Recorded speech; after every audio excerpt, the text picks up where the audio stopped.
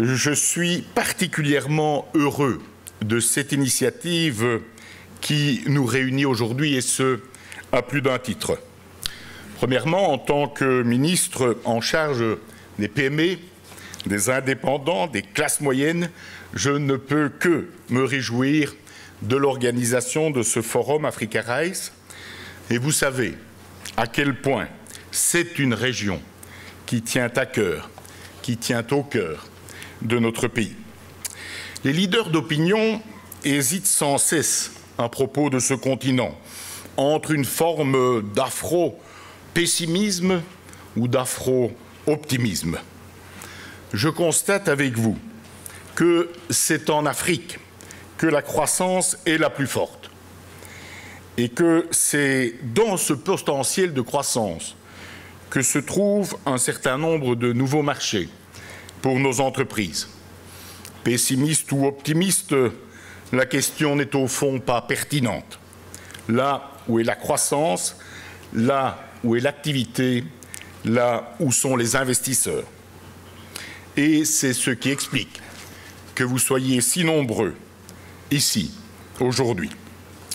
Deuxièmement, ce forum n'est pas concentré sur la nécessité d'aider, voire même de développer le continent, mais bien très concrètement sur les opportunités d'affaires.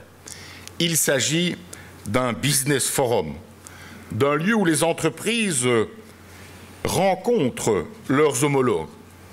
Et je me réjouis du nombre élevé de contacts business to business qui ont été programmés. C'est bien ces contacts, et c'est bien dans ces contacts, plutôt que dans les discours, que se trouve le sel même de cette rencontre. Je constate aussi la grande diversité et le grand nombre des entreprises participantes, tant du côté européen que du côté africain. La richesse de l'Afrique n'est plus seulement l'affaire des institutions financières internationales et des agences de développement. Elle est bien celle des entrepreneurs africains. Il ne s'agit plus seulement de dresser des plans ambitieux, par ailleurs, pour créer des infrastructures ou pour mettre en œuvre des programmes de soutien des États. Il s'agit de stimuler l'activité économique, qui est source de croissance, qui est source d'emploi et aussi, subséquemment, d'amélioration des niveaux de vie. La croissance augmente par ailleurs, nous le savons, les ressources des États qui disposent à leur tour de plus de moyens pour améliorer les services à la population, dont la santé ou l'éducation par exemple. Somme toute, je suis heureux de participer à une initiative business qui soit enfin, ouvrez les guillemets, normale, fermez les guillemets, et qui considère les régions d'Afrique choisies comme de véritables partenaires commerciaux comme les autres. Monsieur le Premier ministre, Mesdames et Messieurs, c'est bien là la direction que le gouvernement belge désire suivre. Vous le savez, nous redirigerons notre coopération au développement vers un nombre limité de pays, des pays fragiles, sortant de conflits, ou bien se trouvant dans une situation structurelle exceptionnelle. Avec les autres pays, dont la très grande majorité des États d'Afrique, nous désirons avoir une coopération économique et commerciale. Elle doit être basée sur l'avantage mutuel. Elle doit être débarrassée de considérations de devoirs, de politique ou d'aires d'influence. Je constate d'ailleurs que cette vision est très largement partagée par les pays africains, qui, en suivant le principe trade, not aid, insistent à présent plus sur leur attrait pour les investisseurs, sur leur capacité, plus que sur leur volonté d'obtenir des financements internationaux. Je ne peux que me réjouir au nom de mon gouvernement de cette tendance. L'ensemble de la communauté internationale prend aussi conscience de ce nouveau contexte. Lors du récent sommet de la francophonie à Dakar, auquel a assisté notamment le Premier ministre Charles Michel en novembre dernier, il a beaucoup été question de la dimension économique de la francophonie. Comment soutenir l'initiative privée?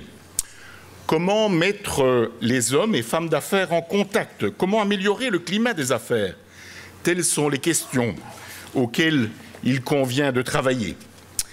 La part de l'Afrique dans les échanges mondiaux n'est que d'un peu plus de 3%. C'est nettement en deçà de son potentiel, particulièrement en ce qui concerne, par exemple, les services ou les produits agricoles. Les exportations restent dominées par les matières premières et les hydrocarbures. Les produits manufacturés sont plus présents dans les échanges intra-africains.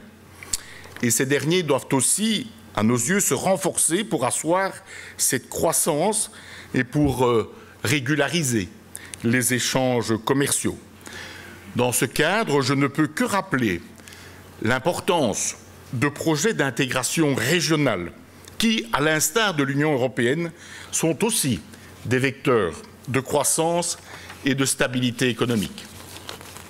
Dans notre chef, nous sommes, mesdames et messieurs, plus qu'enthousiastes pour commercer avec l'Afrique, pour y investir et recevoir également les investissements et les produits africains. Nous demanderons simplement un level playing field, c'est-à-dire que la loi s'applique de la même manière à tous les partenaires, qu'ils soient nationaux ou étrangers. Pour cela, ce que l'on décrit génériquement comme le climat des affaires est essentiel et continuera à déterminer l'attractivité que les pays d'Afrique et du monde exerceront sur nos entreprises. Aux entreprises européennes et belges en particulier, je ne peux que les engager à saisir les opportunités extraordinaires qu'offre l'Afrique dans de nombreux domaines, industrie, services, agroalimentaire et tant d'autres.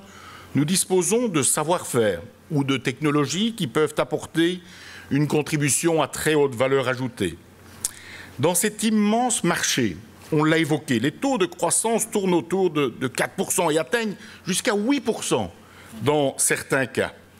Les nouvelles technologies, le tourisme, l'accroissement des rendements, notamment agricoles, sont autant de secteurs où nous pouvons trouver des débouchés. Vous savez aussi que la Belgique met des instruments à votre disposition pour soutenir vos projets.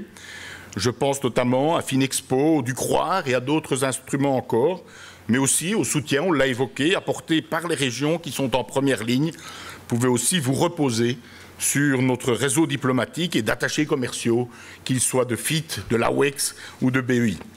Des incitants donc, des conseils et des appuis qui ne demandent qu'à être utilisés.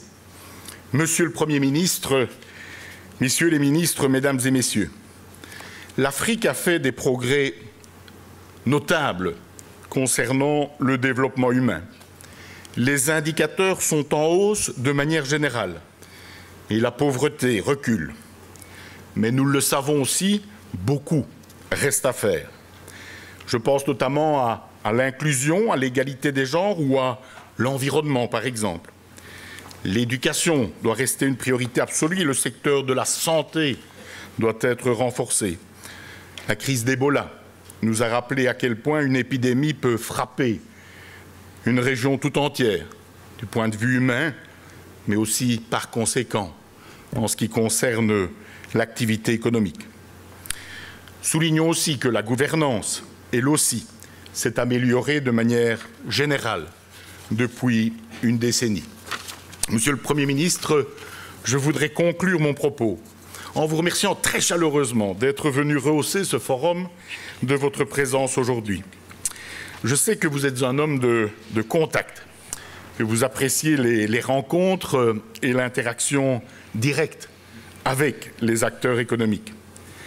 Le président Alassane Ouattara a une vision économique dynamique pour son pays et a posé les jalons d'une croissance robuste pour l'avenir.